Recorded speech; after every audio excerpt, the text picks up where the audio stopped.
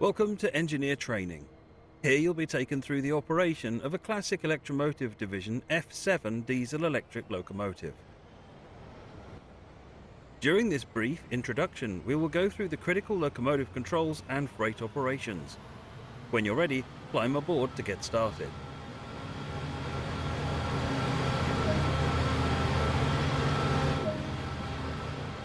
Take a seat in the engineer's position. This is where you'll be spending most of your time. The fuel pump will need to be closed to allow fuel to reach the locomotive. The engine is currently shut down and will need to be started before progressing. Press and hold the engine start button to activate it.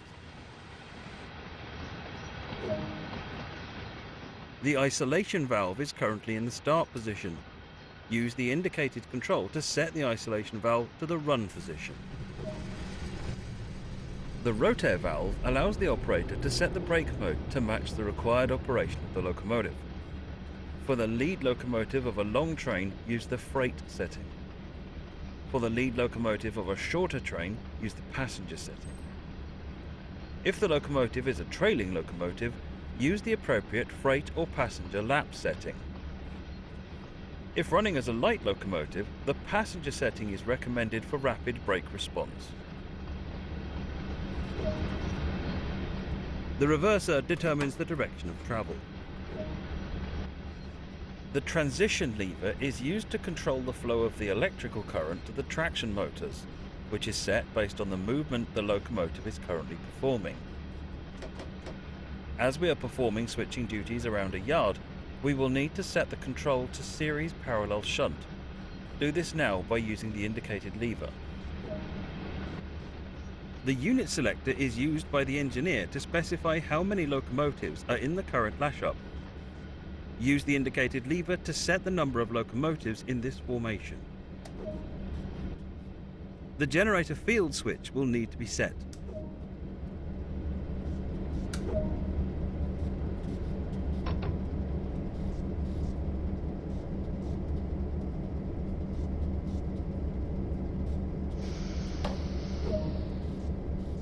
For this introduction, we will be performing switching duties and handling the loading of hoppers. You are now ready for service. Using the throttle, apply a small amount of power to get moving.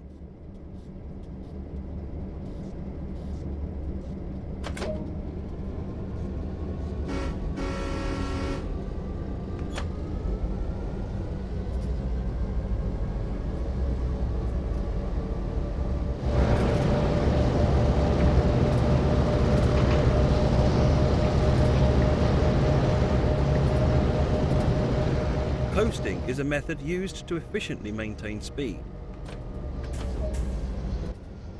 Keeping to speed limits is important. If you begin overspeeding, apply a small amount of brake by moving the handle into the braking range.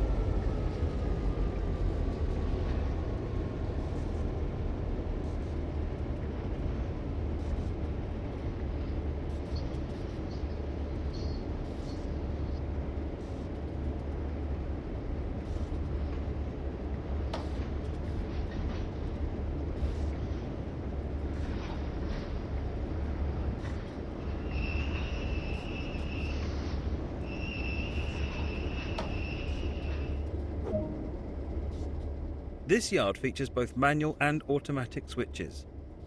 The manual switches will need to be set on foot before departing. Climb down now and make sure the switches are set to the correct position.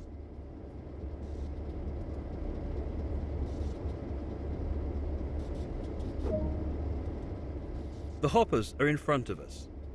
You will need to approach them slowly to safely couple and avoid a potential derailment.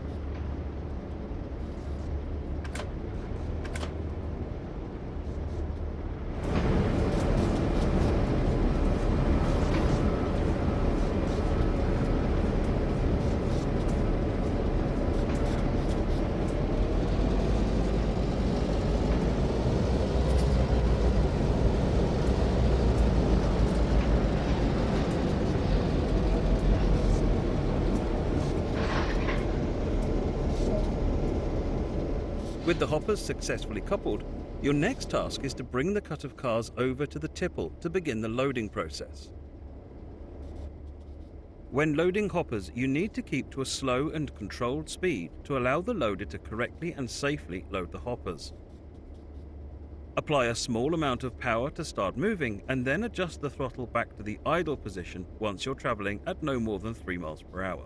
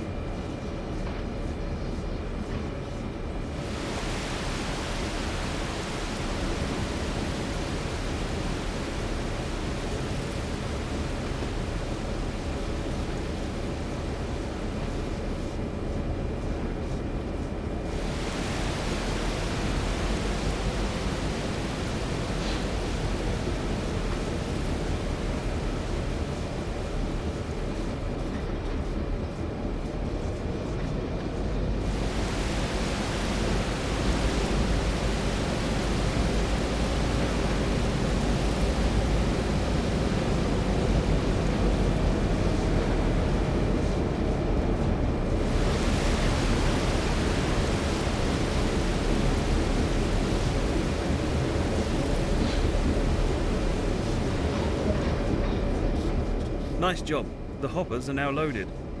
Your final task is to couple this cut of cars to the waiting train.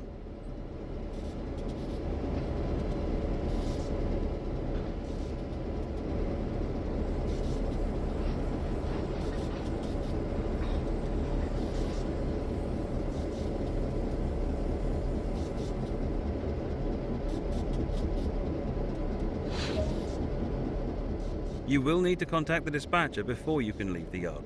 Contact the dispatcher and ensure you're given clearance before proceeding.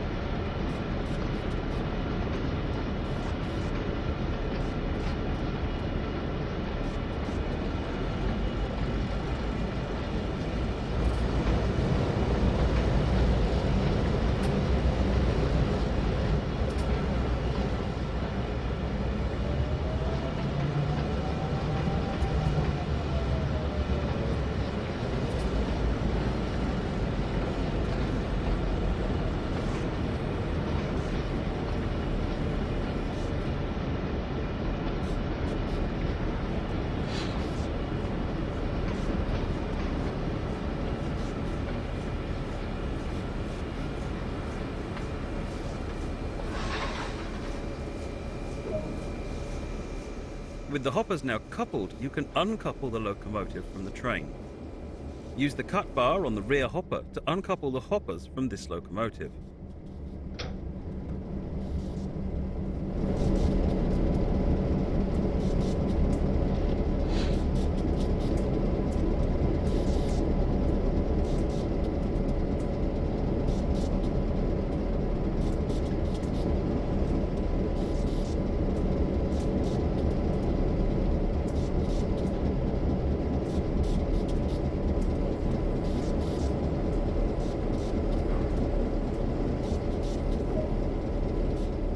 Good job. That is all of the tasks that have been assigned to you for now.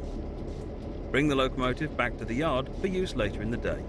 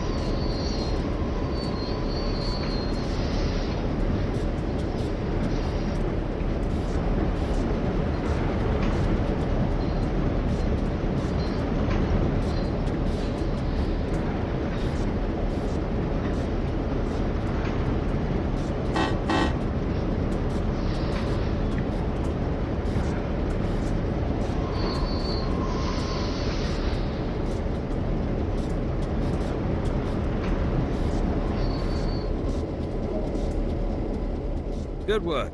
That concludes all of the basics of operating this locomotive.